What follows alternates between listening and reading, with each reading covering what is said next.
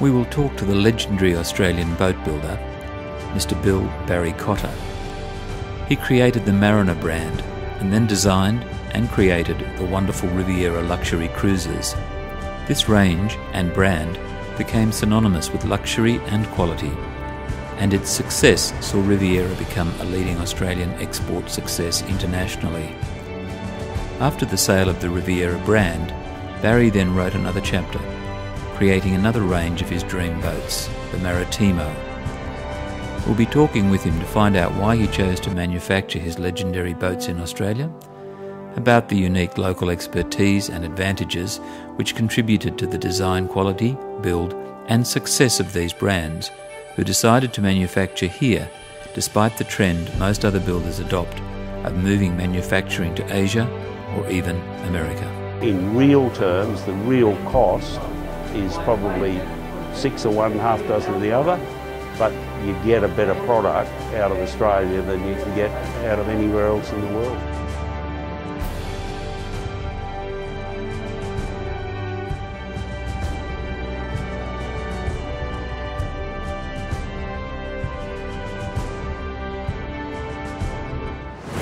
There are many unsung heroes in Australia, and our volunteer teams are the strongest in numbers in the world. Our cameras will follow the adventures of the volunteer teams at Marine Rescue, and we will bring you some amazing rescue stories. As part of the Saving Our Maritime Heritage program, we will do everything possible not to let any of these historic treasures end up in the boat grave, like this great large trawler. This one sank on her mooring and was salvaged, but met her fate by order of the Maritime. The chainsaw, chopped up and thrown away to the local tip.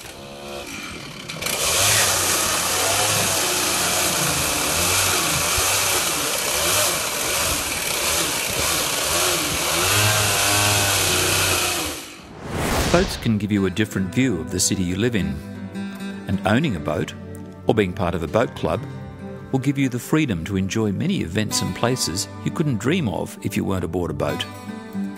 Let's take, for example, the New Year's Eve fireworks in Sydney. This extravaganza, known all around the world, is different when you're on the water. Many places around Australia can only be accessed by boat, like the Basin in Pittwater. This incredible piece of paradise in the heart of Sydney has its own saltwater lake. Plus, it offers full facilities, like barbecues, showers, toilets and so on. And you don't have to be rich to enjoy this place aboard your luxury cruiser, but with very little money you can camp here and enjoy a great lifestyle, rubbing shoulders with the rich and famous. But still, you can only access this area by boat. Next year this boat could be a local ferry, a ferry like Curlew. Curlew is the ferry with the longest service record in Australia. For 90 years it has ferried many generations around the Central Coast and the Northern Beaches areas. But since its retirement, this piece of Australian history is now on death row. She has sunk on the jetty. In the low tide, you can see the shape of this magnificent vessel. But she will be the next boat to be gobbled up and resigned to the tip. Almost 100 years of age, and she can still go for another 100. We have found the solution. This one will not get away. Curlew has been saved and will be restored to be used once again. We'll keep you posted.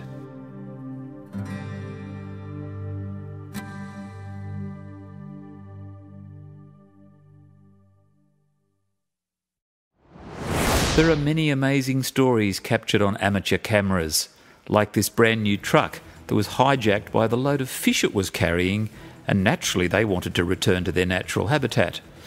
Or was it that the driver forgot to apply the handbrake?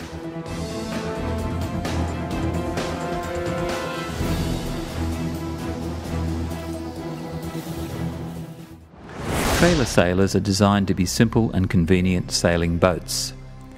The interior layout and space also makes it possible to be comfortable overnighters, so when there is no wind, or if you're becalmed, why not also use this vessel as a powerboat?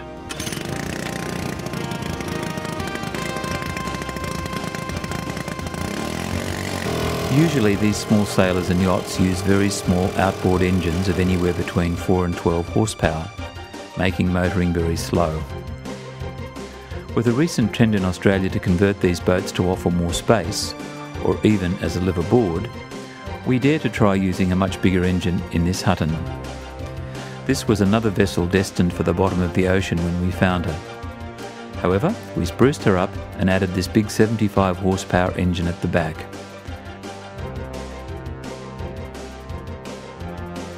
We'll keep you posted of how we got on, but it was a lot of fun and people couldn't believe their eyes at a sailing boat travelling at these speeds. Now you need a licence for this Hutton, which is travelling at double or treble the 8 knots.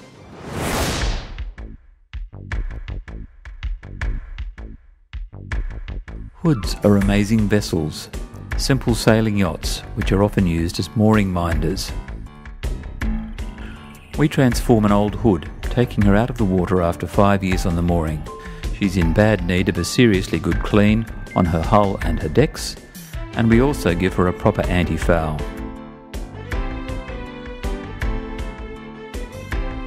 We dare to perform a transformation on her interior as well. Will this hood be the best hood ever? You be the judge.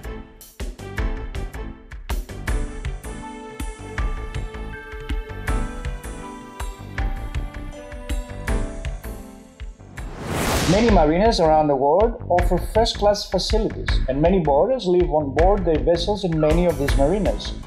The marinas have the wave breaking facility, like these ones in Turkey, or even here in our own home turf in Australia, like these ones in Brisbane, Melbourne, Adelaide, and Perth.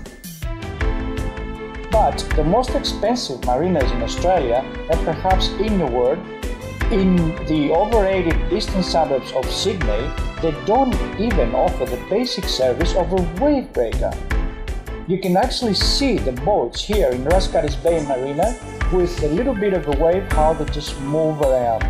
Even on board your massive yacht, the little wake from a tinny going past will have you moving like a yo-yo. We will look for a solution and we'll ask the questions and we'll bring you the answers. We will check the existing protocol requiring a mooring in Sydney and find out that in some locations there are waiting lists for 15 years. It's not a joke. The old swing mooring system is still in use everywhere in Sydney, so we explore a different mooring system used overseas, which can moor 8 times the amount of boats. Could this practice be possible to adopt in our precious harbour? We talked to some local experts. We have great stories to be told about reuse. Adaptation of discarded materials now has a new name: upcycle.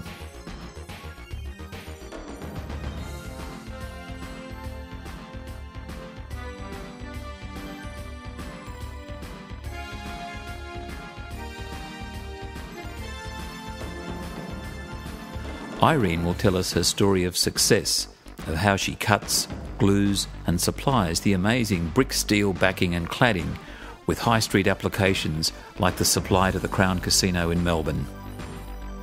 We will bring you the success story of recycled timbers, all the way from Warragamba, home also to an engineering marvel, the Warragamba Dam. Normally, discarded electrical poles will end their life cycle at the closest tip. But thanks to the boys from the recycled timbers, they go through a process using some massive equipment to slice and cut them up, so the hardwood timbers can be reused again.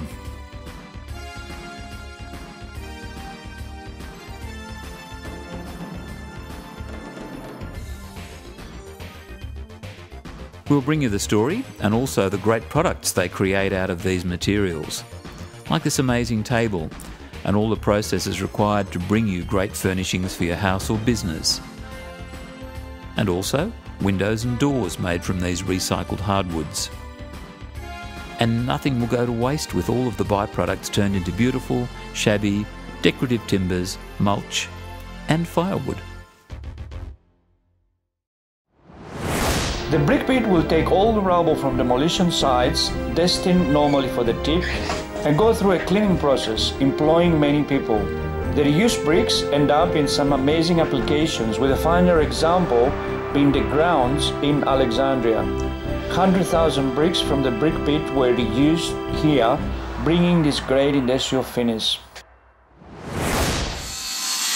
The Solutioneers will follow solutions for the building industry as well, like how to avoid the traps of using unskilled tradesmen, like this one who caught himself on fire using the grinder the wrong way.